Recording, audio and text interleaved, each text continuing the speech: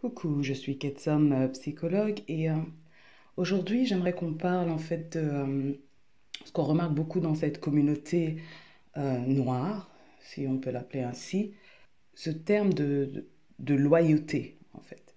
Ce qu'on remarque en fait dans cette communauté noire, c'est que on a l'impression qu'il faut être du même avis, alors que bon, c'est quelque chose d'utopique, hein, on ne peut pas être du même avis sur tous les sujets. Sur les sujets qui sont super sensibles, comme justement le racisme ou la discrimination, tous les Noirs, hein, bien sûr, parce qu'on n'est pas un peuple monolithique, hein, les Noirs sont différents hein, de par leurs origines, de par leur ethnie, de par ce qu'ils subissent comme discrimination, parce qu'il y a quand même ce qu'on pourrait qualifier de classe dans la communauté noire.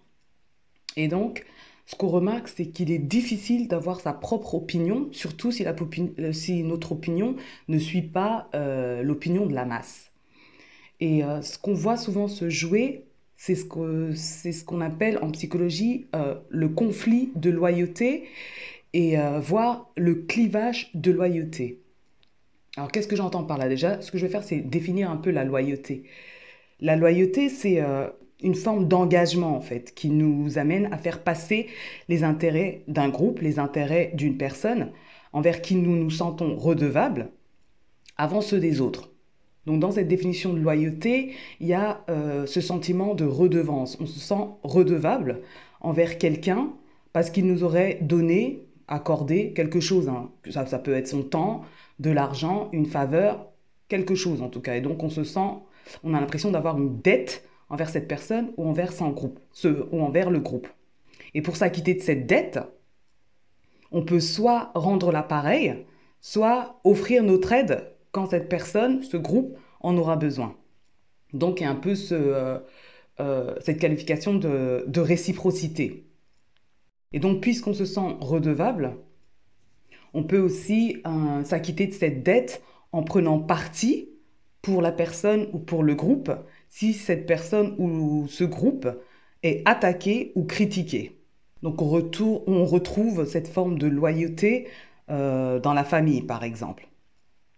Les enfants qui se sentent redevables de leurs parents se sentiront donc loyaux envers leurs parents parce que leurs parents ont été là pour eux, ils se sont occupés d'eux. Et donc voilà, quoi, on se sent redevable de nos parents et on sera là pour les défendre, on sera là pour prendre leur parti, quoi qu'il se passe. Ça, c'est dans le meilleur des cas. Et quand on veut calquer cette forme de loyauté en ce qui concerne cette communauté noire, disons que dès que quelqu'un se fait attaquer parce il aurait été victime de racisme ou de discrimination, sachant qu'on se sent redevable envers cette communauté noire, on prendra parti pour cette personne-là et on prendra sa défense. En ce qui me concerne, moi je considère qu'il n'y a pas vraiment de communauté noire. Je veux dire, il n'y a pas d'institution noire en tant que telle. Je veux dire, les noirs ne vont pas se rassembler, je ne sais pas moi, dans une église, se rassembler dans telle institution, parce que cette institution-là nous représente, nous les Noirs. Les Noirs, nous ne sommes pas un groupe monolithique, on va rester en France, ou en tout cas en Europe francophone, où cette communauté noire n'est pas du tout une communauté monolithique, n'est pas du tout une communauté qui descend du même peuple en fait. Après, bien sûr, hein, il y a des gens qui vont remonter à des siècles et des siècles et des siècles, mais bon, comme je dis, le Sénégalais n'est pas le Camerounais, qui n'est pas le Malien, qui n'est pas le Comorien. Donc, pour moi, il n'y a pas de communauté noire en tant que telle. Par contre, je serais d'accord avec l'historien Pape Ndiaye, qui a écrit le livre La condition noire, que cette communauté noire, en fait, en Europe francophone, est une communauté de conditions, dans le sens où on va vivre, en gros, hein, les mêmes discriminations juste parce qu'on est reconnaissable par rapport à notre couleur de peau. Et donc facilement discriminable, on est facilement mis dans la même boîte, quoi, pour les autres en tout cas, pour les non-noirs. Pour revenir à ce thème de la loyauté, ce qu'on retrouve beaucoup dans la communauté noire, c'est le conflit de loyauté. Alors qu'est-ce que c'est que le conflit de loyauté? C'est quand on se trouve dans la situation d'être redevable envers plusieurs personnes à la fois ou envers plusieurs groupes à la fois. Alors on ne sait pas comment prendre position par rapport à par rapport à une situation propre, quoi. Ça, c'est ce qu'on perçoit dans ce qui se passe actuellement, c'est-à-dire par exemple avec tout ce contexte de Black Lives Matter qui est maintenant international. Ce contexte Black Lives Matter ne souligne que les violences faites aux hommes noirs. Et du coup, il existe un conflit de loyauté pour certaines femmes noires, puisque les femmes noires ont aussi des discriminations spécifiques qu'elles vivent. On peut retrouver des discriminations au travail, on peut retrouver des discriminations dans l'institution de la santé, hein, par exemple les femmes noires qui sont traitées en tout cas différemment dans le champ hospitalier, dans le champ de la santé, parce elles sont considérées comme des personnes qui supportent mieux la douleur, par exemple. Elles sont sujettes à des violences obstétricales. Les femmes noires subissent plus que d'autres groupes la césarienne, par exemple. Et donc, personne ne s'attarde sur cette problématique-là. Il y a encore d'autres problématiques comme la violence, comme les violences faites aux femmes, par exemple. Donc, quand on parle des violences faites aux femmes, on remarque bien que on parle, à ce niveau-là, on ne parle pas de soi-disant de race. Donc, on essaye de ne pas mettre en porte-à-faux les hommes noirs, alors que les hommes noirs, comme n'importe quel homme, ont des comportements misogynes. Et utiliser le terme noir comme Black Lives Matter, donc black, pourrait faire croire qu'on veut porter la problématique du racisme pour toutes les personnes racialisées, mais en fait, on se focalise vraiment sur les hommes noirs et pas du tout sur les femmes noires. Et donc, certaines femmes noires pourraient vivre ce conflit de loyauté parce qu'elles ne savent pas comment prendre parti pour les problématiques des hommes noirs, alors que les hommes noirs, d'autres hommes d'ailleurs, ne prennent pas en partie les problématiques des femmes noires. Donc la notion de loyauté entraîne avec elle cette notion de dilemme et donc de conflit de loyauté. En gros, si deux personnes vivent le racisme, donc les femmes noires et les hommes noirs, comment prendre parti pour l'un et ne pas prendre parti pour l'autre, pourraient penser certaines personnes. Et donc du coup, pour ne pas s'engager dans ce conflit de loyauté, ils ne choisissent de prendre parti pour aucun de ces groupes-là. Donc l'exemple banal que je peux donner, c'est l'exemple d'un couple qui divorce et l'enfant est censé montrer sa loyauté quand on lui demande par exemple de choisir là où il veut vivre. Donc qu'est-ce qu'il fait lui dans ces cas-là? Il pense que s'il choisit l'un, il va blesser l'autre. S'il choisit l'autre, il va blesser l'un. Et donc, comme il ne veut ni blesser l'un ni blesser l'autre, il préfère ne rien choisir du tout. En tant qu'enfant, ça peut créer de graves problèmes, hein, parce que du coup, il peut fuguer, ou en tout cas se mettre en danger. Alors quand on veut calquer ça à la communauté noire, il peut être difficile pour certaines femmes de prendre parti pour l'un ou pour l'autre, et donc se désengagent carrément de la problématique. Mais ce qu'on remarque en fait dans la communauté noire, c'est que les femmes noires, elles prennent parti, donc j'ai l'impression qu'elles font semblant de ne pas voir le problème, de ne pas voir les discriminations propres aux femmes noires et préfèrent se focaliser sur les problématiques des hommes noirs pour ne pas fâcher la gente masculine. Et ce qu'on retrouve, c'est que les femmes noires sont tout le temps en train de se sacrifier pour aider les hommes noirs. Seulement, la loyauté ne semble pas être partagée de la même manière, ne semble pas du tout équitable parce qu'on ne voit pas les hommes noirs prendre parti, en règle générale, hein, prendre parti pour les problématiques que vivent les femmes noires. Dans cette communauté, soi-disant communauté noire, il y a ce problème de colorisme qui ne touche pas du tout les hommes noirs comme il touche les femmes noires, et pourtant il est difficile de parler de ce problème-là. Parler du sexisme et de la misogynie ou de la misogynie noire, justement, c'est encore une problématique qui est difficile à toucher parce que là, elle remet en compte le comportement des hommes noirs. Et à partir du moment où on remet en compte le comportement des hommes noirs, alors ça les fâche. Et les femmes noires ne semblent pas être prêtes à subir l'énervement de la gente masculine noire. Alors les gens ont tendance à croire que, surtout vu la médiatisation de cette histoire de Black Lives Matter, où on voit vraiment les femmes noires au front, hein. Je veux dire, la plupart des articles qui ont été faits sur le sujet, aux États-Unis, comme d'ailleurs comme dans la plupart des pays occidentaux, les femmes noires font la couverture des articles de journaux. Quand on médiatise les femmes noires, on a l'impression que toutes les femmes noires sont un groupe monolithique, toutes les femmes noires sont d'accord avec cette problématique, toutes les femmes noires veulent se battre pour la problématique visée par les hommes noirs. Dans ce cas précis, la violence policière. Et du coup, il est difficile d'avoir une vision différente de ce qu'on pourrait qualifier de la masse, puisque c'est celle qui est médiatisée, alors que peut-être qu'en réalité, ce n'est pas vraiment la masse, mais la masse médiatisée en tout cas, il est difficile d'avoir une vision différente de ce qui se passe. À partir du moment où quelqu'un ose avoir une vision différente de la masse, elle est traitée de tous les noms.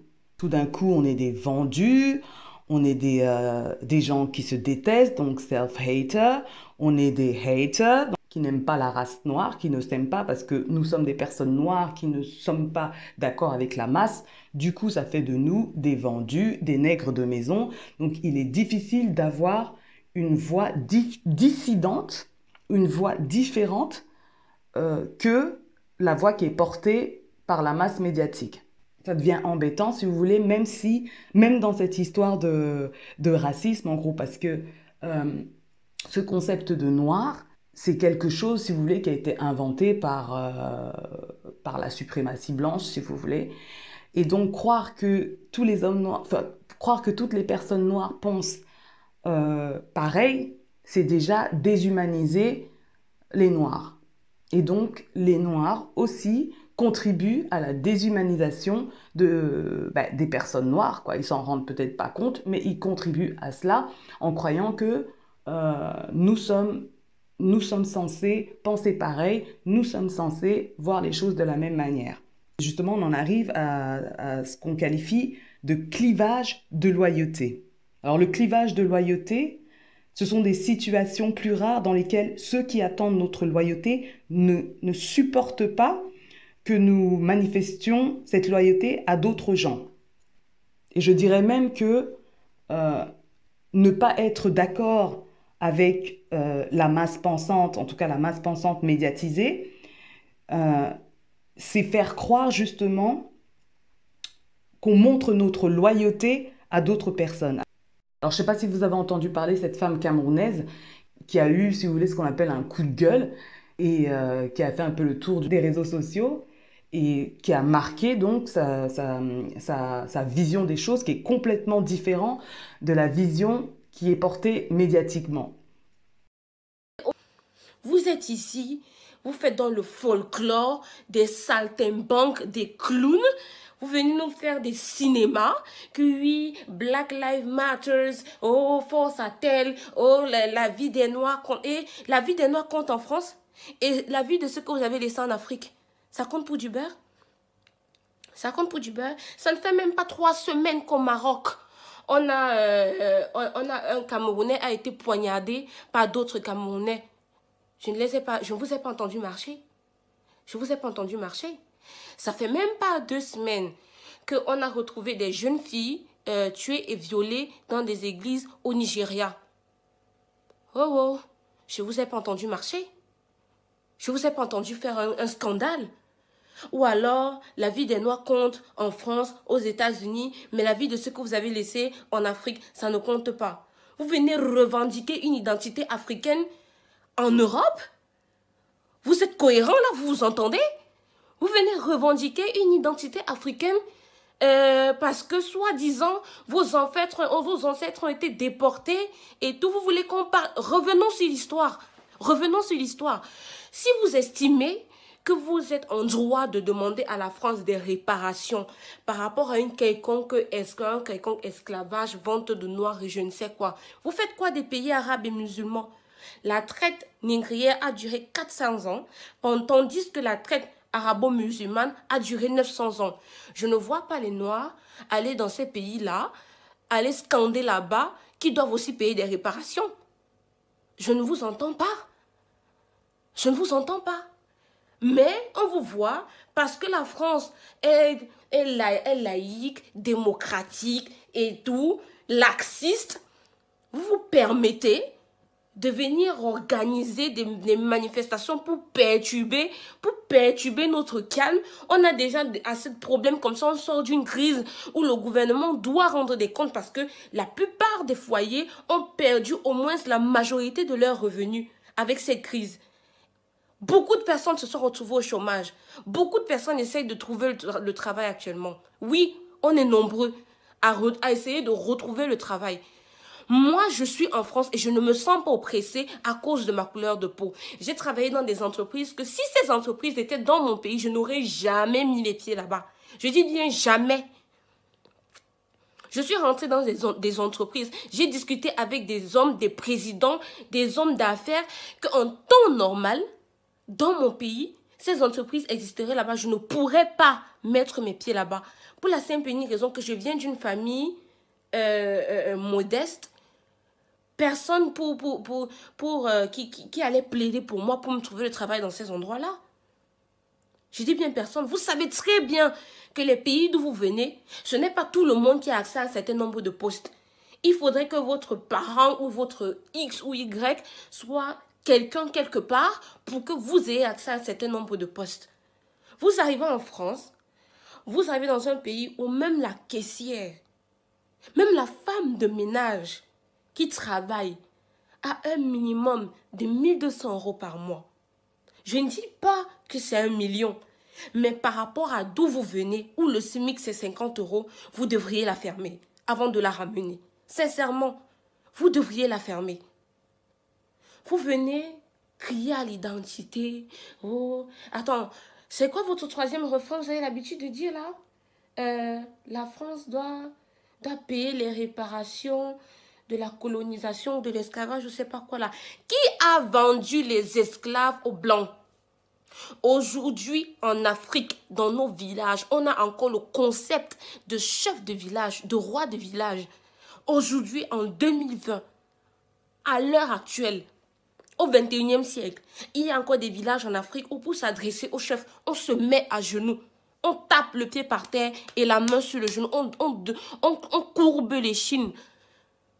Aujourd'hui, en 2020, au Cameroun, au Nigeria, au Ghana, il y a encore des chefs de village devant qui, pour parler, on ne regarde même pas droit dans les yeux. Vous arrivez ici, vous ne respectez pas l'autorité, vous ne respectez rien, et vous venez crier, revendiquer. Vous revendiquez quoi? En tant que qui? Vous revendiquez quoi? Mais fermez vos gueules. On en a marre de vous entendre. On en a marre. Vous faites plus de boucans que vous n'agissez. Alors quand j'ai vu cet extrait-là, j'ai trouvé ça très intéressant et j'ai tout de suite su que c'était une Camerounaise. Sa manière de sortir ces mots de manière très dure, en fait, j'ai tout de suite su que c'était certainement une Camerounaise. Alors j'étais pas bien sûr d'accord avec tout ce qu'elle disait, mais j'étais juste contente qu'il y ait un avis différent dehors. Parce qu'on a l'impression que toutes les femmes noires sont d'accord sur le sujet des violences policières, sur le sujet de Black Lives Matter, sur voilà, le sujet de la discrimination et du racisme. Et j'ai trouvé qu'il y avait des points très intéressants dans ce qu'elle disait.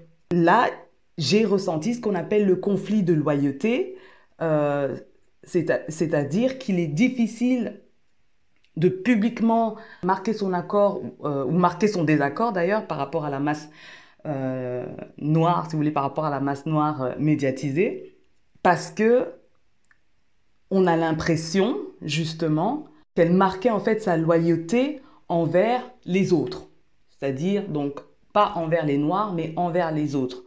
en disant que ah, vous exagérez, moi je ne suis pas discriminée. Bien évidemment, elle vient, puisqu'on n'est pas un groupe monolithique, elle n'est pas née en France, donc déjà, elle voit les choses de manière différente parce qu'elle a été accueillie en France. Mais le problème, c'est que qu'on ait été accueilli ou qu'on soit né en France, ou que nos parents soient nés en France, donc qu'on soit bien intégrés, entre guillemets, en France, on ne voit pas les choses exactement de la même manière, mais les autres, ceux qui nous altérisent, en tout cas, nous voient pareil. Presque, je veux dire, qu'on ait été immigré, qu'on soit français depuis des générations, là, je parle pour les Antillais surtout, on est noir pareil. Pareil que les migrants, c'est-à-dire ceux qui ne sont pas encore intégrés, là, aujourd'hui, c'est la même sauce, c'est la même chose.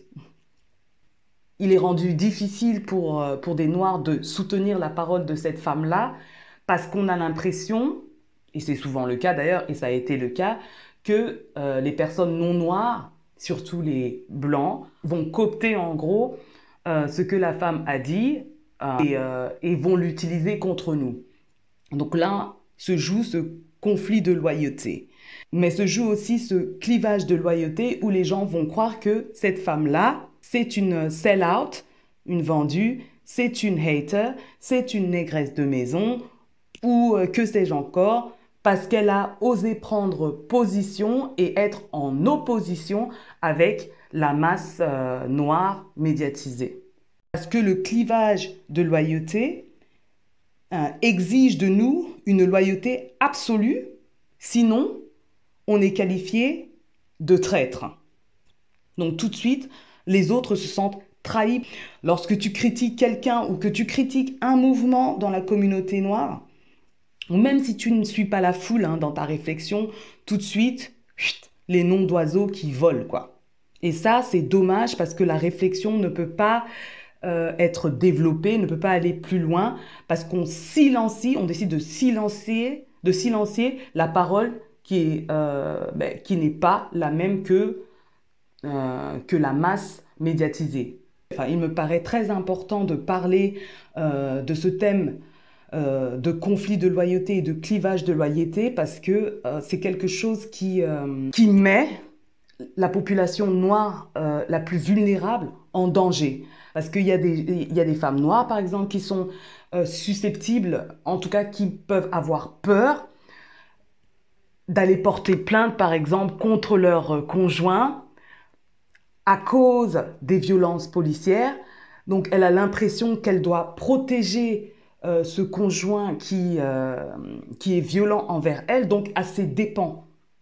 Silencier la parole des plus vulnérables, parce que je considère que les femmes noires sont plus vulnérables que les hommes noirs, c'est les mettre en danger. Donc certaines peuvent se retrouver dans des situations qu'elles qualifieraient d'impossibles, parce qu'elles ne savent pas comment aller chercher de l'aide, et la plupart des institutions sont gérées par des personnes blanches normales. On est dans des pays à majorité blanc, on est en Europe, on est en France, on est en Belgique. Si on a besoin d'obtenir une aide dans une institution, on a l'impression que qu'aller chercher cette aide dans cette institution à majorité blanche, c'est trahir le groupe, c'est trahir son conjoint, et donc elle se sacrifie pour ne pas trahir l'homme noir en gros. Mais souvent, très souvent, c'est à ses dépens. Donc le clivage de loyauté, c'est une source importante de légitimité destructive. Alors ici, je vous mets l'exemple d'une activiste noire américaine qui, donc pendant toute cette histoire de Black Lives Matter, elle était très active pour lutter donc contre les violences faites aux Noirs, pour pas dire les violences faites aux hommes noirs, alors qu'elle était dans une situation super vulnérable. C'est une femme noire qui ne savait pas où aller dormir, qui avait des problèmes familiaux. Et donc pendant tout ce contexte de Black Lives Matter, elle avait 19 ans, elle a voulu faire confiance à un homme noir qu'elle a suivi, enfin un homme noir je pense d'église, si je dis pas de bêtises, en espérant qu'elle suivait je sais pas, une manifestation qui a été faite par Dieu, hein, d'une personne qui va l'aider à dormir dans un shelter, donc dans un endroit sûr, elle a été abusée sexuellement par cet homme noir-là. Donc c'est ça qui rend la chose dégoûtante, c'est que pendant qu'elle se battait contre les discriminations faites aux hommes noirs, elle a été abusée par une personne noire. Et donc ces derniers mots qu'elle a tweetés, justement, c'est tous les détails qu'elle pouvait donner sur cet homme noir. Et quelques temps après, quelques heures après, elle a été tuée. Donc ça, c'est vraiment pour illustrer la vulnérabilité des femmes, de certaines femmes noires qui vivent des situations compliquées, mais qui, par justement conflit d'intérêts, ont décidé de se focaliser sur les violences faites aux hommes noirs et en même temps se mettant dans cette difficulté, se mettant en danger en tant que femme noire, en tant que groupe vulnérable, négligé dans la communauté noire de manière internationale. Et ça lui a coûté la vie à 19 ans.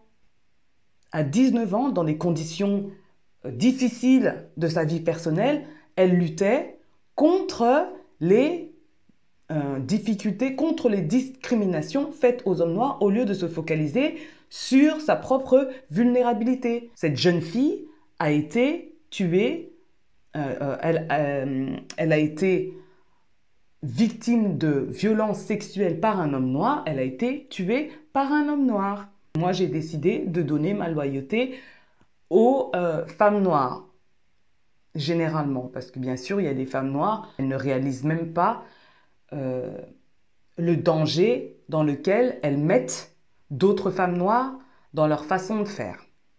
Donc, mademoiselle Oluwatoyin avait toute la vie devant elle. Au lieu de se préoccuper de sa propre personne dans la fragilité dans laquelle elle était, elle a décidé elle s'est vouée à se battre pour les Noirs, ce qui veut dire aujourd'hui les hommes noirs. Et elle a perdu la vie. Et bien sûr, comme c'est une femme noire, ça n'a pas été relayé de manière internationale.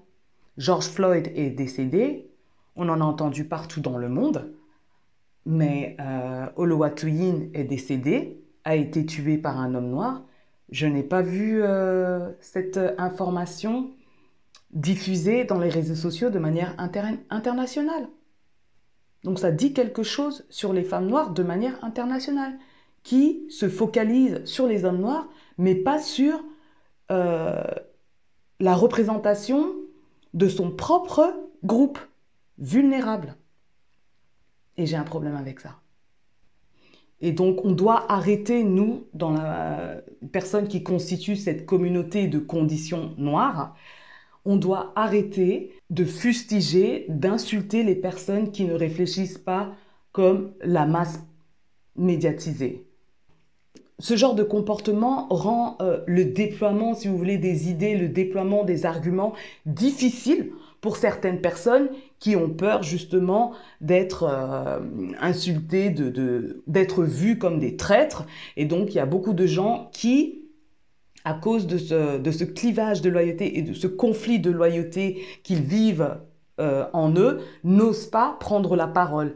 Et ce qui est dommage, c'est qu'on n'évolue pas. Moi, je m'inquiète tout simplement du déploiement de la parole, du déploiement de l'argumentaire des personnes qui vivent des situations plus complexes, des personnes vulnérables, des femmes noires qui pensent qu'elles doivent supporter des violences, qu'elles soient physiques, psychologiques, parce qu'elles ne veulent pas salir leur conjoint ou parce qu'elles ne veulent pas salir un groupe, par exemple panafricaniste, dans lequel le sexisme, la misogynie noire et les violences sexistes sont présentes. Et elles n'osent pas rendre public ce genre de vécu parce qu'elles ne veulent pas entacher la réputation, si vous voulez, des hommes noirs, surtout dans un contexte de Black Lives Matter, de violence policière et tout ça. Je suis Ketsom, psychologue, et mon ambition est de contribuer à l'amélioration du bien-être et de la santé des femmes noires. Et il y a du boulot. Peace.